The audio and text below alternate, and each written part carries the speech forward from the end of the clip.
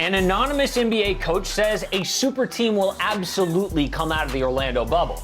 And that doesn't mean players are like secretly planning to team up. It just happens. Two All-Stars go fishing. They play pickleball. They golf. And then boom, something just clicks.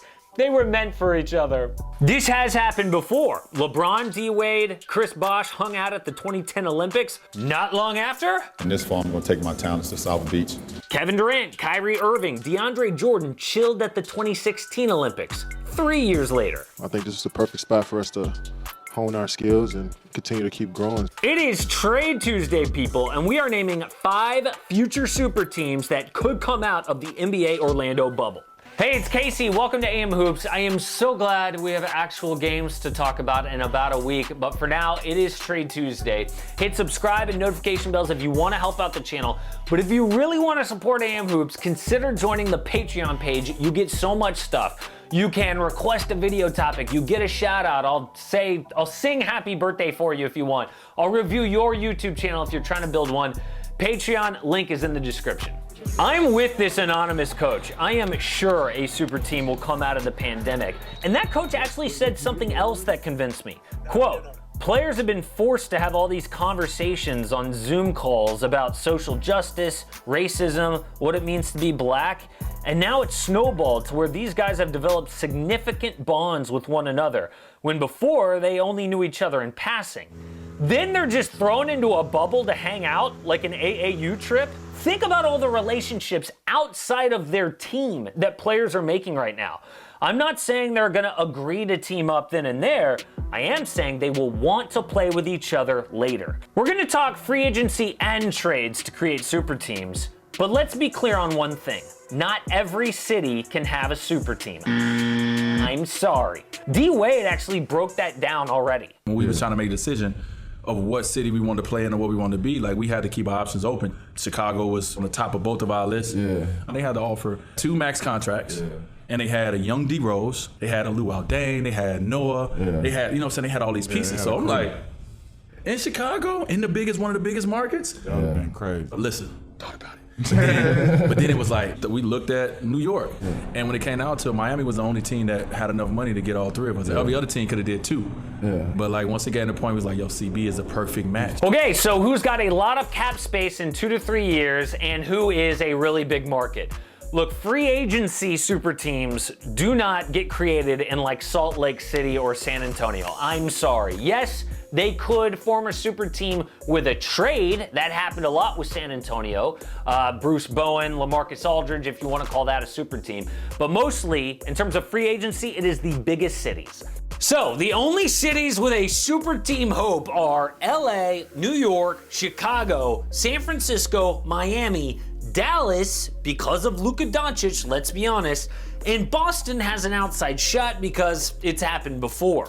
But that is it. Now you can argue with me in the comments if you want. I will answer back why I think you're wrong. I have considered every single team, and this is the list to choose from. So who's got the most cap space in 2 to 3 years? This offseason, the most cap space is Miami, then New York, Chicago, Dallas, Lakers, Clippers, Boston, Brooklyn, and the Warriors. Next year, it looks like this, and the year after that, it looks like this. Now, a lot will change here because certain teams are gonna end up signing guys like the Lakers and Anthony Davis, so that'll change these numbers. But what this list tells us is the Warriors and Nets will have no third star unless they trade, and the Bulls and Knicks will continue to suck until they get some superstar to take all this money. So, super team number 1, Donovan Mitchell, Jayson Tatum, and Bam Adebayo to the Heat. There are so many reasons why this could happen. Number 1, the Heat can afford to pay all these guys in 2021. They were saving their cap space for Giannis, maybe Victor Oladipo. If they strike out on those guys, this would be an awesome young super team. Spida Mitchell, Tatum, and Bam were all on the same phone calls trying to finalize the bubble plan. They wanted insurance policies in case they got injured, because they're all free agents in 2021. Now, young players always cash in on their rookie contracts with their old teams, but it's not crazy to think they all signed short-term deals to be free agents again at the same time and play together. I thought about Boston as a destination, but they'll have a lot of money tied up in Kemba Walker and Jaylen Brown. This scenario means the Celtics continue to lose in the East, but this super team is near the top of my list of realistic possibilities. Super team number 2, James Harden, Kawhi Leonard, and Paul George in LA. This one happens in 2022, and the Clippers can afford this because they are re-signing their own players. Who's on the free agent list that year? Well, let's see. Harden, Kawhi, Paul George, all at the same time. Harden will only be 33 years old. His game will age well, by the way. He might not take as much contact, but he'll shoot the lights out. Kawhi will be just 31 years old and Paul George 32. That means they are all in their late prime, going for at least one ring, if not more.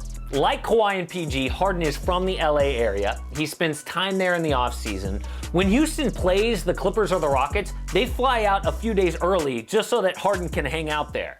And the same goes with Russell Westbrook. I thought about putting him on the Clips instead of Harden because he'll also be a free agent, but the beard is just better. Adding his offense and playing style with the two-way talent of Kawhi and PG would be a dynasty. Now, it is true that Steve Ballmer is the richest owner in sports. He could afford to pay a big $4, but let's not get too crazy. Super team number 3, Devin Booker, Stephen Curry, and Kawhi Leonard on the Knicks. Now, before you go crazy, Warriors fans, saying that Steph is a one franchise star, here's why it could work. Steph and Kawhi are unrestricted free agents in 2022, and they could sign anywhere. If the Warriors are ready to rebuild, then Steph could look to move on and win another ring. If the Clippers aren't winning and things fall apart, Kawhi could move.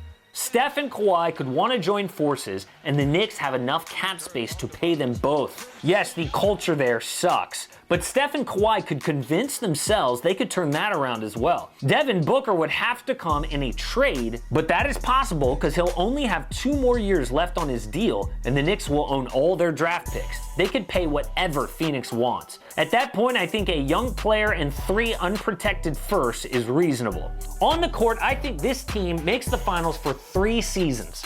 Steph is 34 years old, running point. Pressure is taken off him with a 26-year-old prime Devin Booker at 2 guard. Kawhi is in his late prime, still a two-way player to anchor their defense. I love this super team because it's not just like the veterans or the young guys teaming up. It combines 2 of the best winners of their generation with a young all-star hungry to win. Super team number 4, LeBron James, Anthony Davis, and Giannis Antetokounmpo on the Lakers. People in Milwaukee are afraid of this happening and they won't admit it, but the risk is huge. They're the favorites to spend the most time in the bubble together. They will share the same hotel the entire time. Giannis and LeBron have a relationship already as all-star team captains in back-to-back years, and the appreciation will only grow in Orlando. The Lakers are planning for this too. Look at their cap sheet when Giannis is a free agent next season. Hello? Anyone want this money? Yes, Anthony Davis, of course, is going to re-sign and take a lot of that money, but there is more than enough for Giannis, and his brother is already on the team. Now, LeBron James is key to making this work. First, if he has to opt out of that last year and take less money, he will. He makes plenty off the court. If he has to keep playing point guard for team chemistry, he will. The downside, Giannis definitely risks the Kevin Durant treatment if he does this. People will hold it against him and call it cheap if he joins such a talented team, but I think that's total crap. We look at KD as a legitimate champ, and the same would go for Giannis. And super team number 5, Luka Doncic, Kristaps Porzingis, and Ben Simmons in Dallas. This one requires a trade, but the Sixers are willing to do it in the next 2 to 3 years if they aren't winning and they want to build only around Joel Embiid. The fit on the court works because the floor is spaced, so Ben's lack of shooting is less of a problem with Luka and KP shooting. Plus, Simmons is one of the best two-way players in the game. One thing holding the Mavericks back is their defense. With a defensive player of the year type in Ben Simmons, they would be a contender in the Western Conference. And hey, with Ben and Boban out there fishing right now, the seeds are being planted, people. Remember, this isn't just me talking here. An actual NBA coach said he is sure that a super team is being formed right now in the bubble, whether those players know it or not. We have seen it happen before, and I believe him. Support AM Hoops and click subscribe. Don't miss a daily NBA video.